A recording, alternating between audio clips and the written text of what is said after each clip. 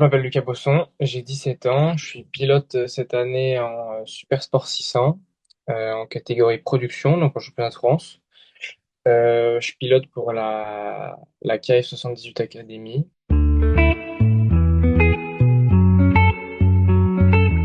Et elle est gérée, oui, par Freddy plus principalement maintenant. Et José est bien là. Et après, il y a Kenny qui accompagne. Je suis vraiment fier parce que moi, je suis super bien avec eux. J'ai peur de pas trouver mieux, honnêtement.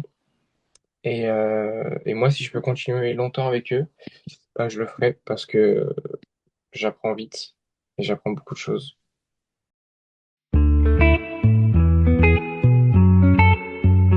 C'est mes parents qui l'ont pris en tant que juste coaching, donc du bord de piste, des petits briefings avant les essais, avant les courses, des débriefings, enfin tout ça, du coaching.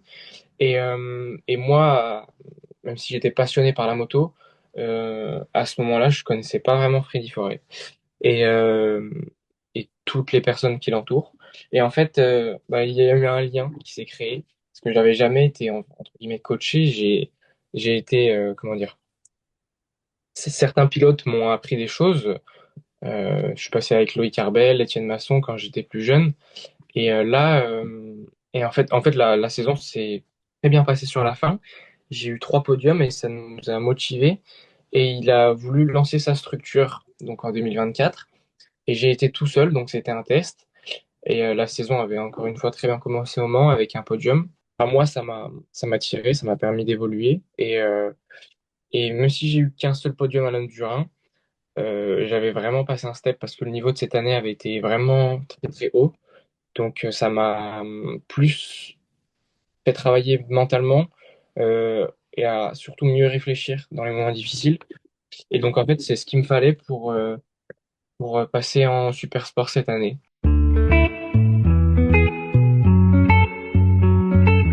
J'ai été 2 fois champion de France auparavant.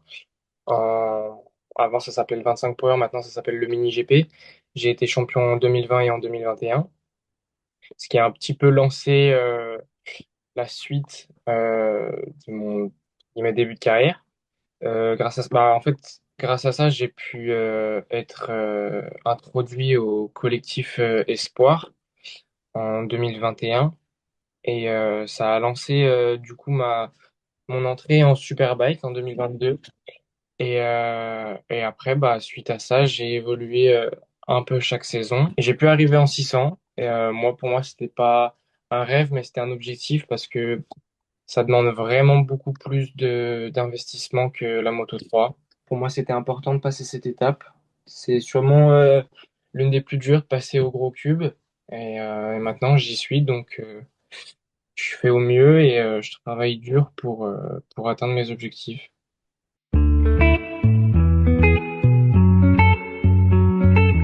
Percer dans la moto, c'est plus compliqué pour moi que percer dans un sport comme le foot ou alors ça sera un long débat, mais en fait, la moto pour percer, ça dépend pas vraiment que de toi.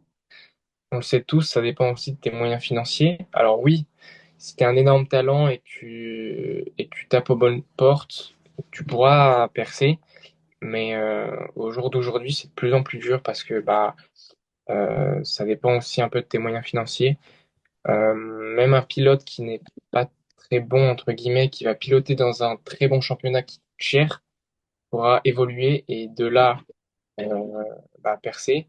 Alors que des bons pilotes qui ne peuvent pas se permettre d'aller dans un meilleur championnat pour se faire voir, ça sera beaucoup plus difficile que lui. Et donc oui, c'est un peu difficile. Après, pour percer, c'est comme tout, hein, il faut de la vitesse, il faut jamais lâcher, pardon.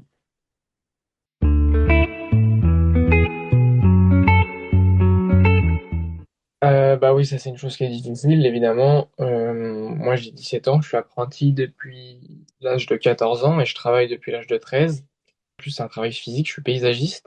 Donc les grosses chaleurs, les lourdes charges, les froids, tout ça, j'y connais bien. Et ouais, c'est clair, c'est dur parce que bah, déjà, le métier il est physique, donc ça réduit un peu ma cadence sportive parce que quand je rentre le soir, des fois, je suis exténué et pour moi faire du sport, bah, ça devient vraiment compliqué. Pareil avec l'école, bah là je finis à 17h30 en terminale. Euh, Avant je termine à 18h30, donc ça me fait des très très grosses journées.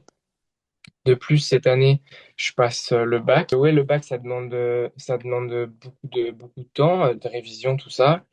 Et à côté, bah, ça me permet enfin, ça m'évite de me concentrer un peu plus sur la moto et tout ce qui s'en entoure. Donc,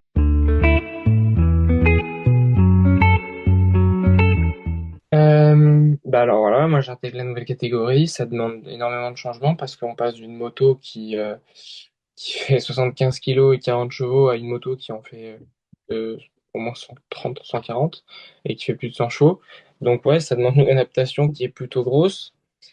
Après, bah, je suis pilote moto, donc l'adaptation elle est longue, mais ce que je savais faire, je dois toujours savoir le faire maintenant.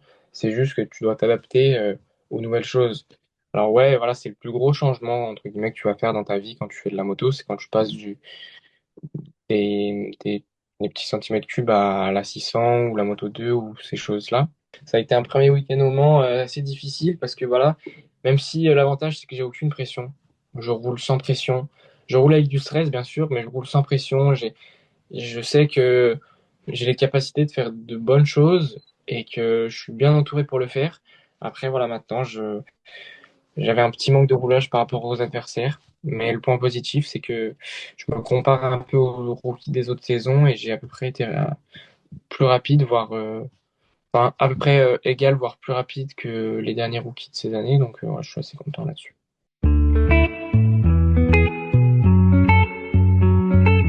Bah, moi, les ambitions, déjà, elles sont de. Alors là, actuellement, c'est de plus prendre confiance avec la moto parce qu'en fait, la moto, bah, je la connais très peu. Moi, j'ai besoin vraiment de trouver ce truc que je pouvais trouver en NSF. En NSF, j'étais loin de, de tout ce que la moto pouvait exploiter, mais j'avais en fait ce truc de bah, si je déconnecte, je peux encore aller plus vite. Là, je l'ai pas du tout. Là, pour moi, je fais de mon mieux, j'y arrive pas, donc il me manque ce truc, ce déclic que je vais avoir. Euh, mais voilà, après, en termes de résultats, moi, je l'ai déjà dit, c'est que j'aimerais voilà, vite atteindre le top 15, le top 10, ça serait vraiment enfin, pas exceptionnel, mais pour une première saison avec le niveau qu'il y a, ce serait vraiment génial. Après, voilà, mon objectif, c'est le top 15, c'est de me rapprocher du podium production.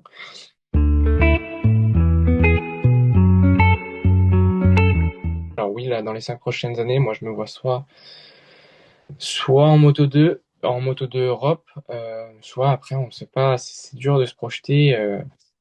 Enfin, voilà, moi, je me vois plus en France d'ici 5 ans, ou alors dans un top team en superbike ou en endurance. Mais voilà, moi, mon objectif, ça reste la vitesse. Après, voilà, tout dépendra de moi, de mes performances et de mes moyens financiers.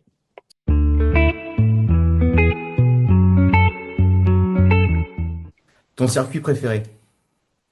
L'anneau du Rhin, Tu préfères rouler sur la pluie ou le sec? le sec. T'es plus attaquant ou stratège? Stratège. Ton pilote préféré? Jorge Lorenzo, Et pour finir, pizza ou burger? burger. Merci à toi, Lucas, d'avoir répondu à ces questions. Je te remercie. On te souhaite tout plein de bonnes choses pour cette année. Merci. Que tu puisses aller loin, que tu puisses réaliser ces objectifs-là. On se reverra d'ici un an, parce que je compte refaire un point dans un an pour refaire un petit peu ton évolution, si tu es OK. Et bonne continuation à toi. Merci beaucoup. C'était génial, j'ai adoré. Allez, super. Merci beaucoup, Lucas. Allez, bon courage à toi. Merci. Salut.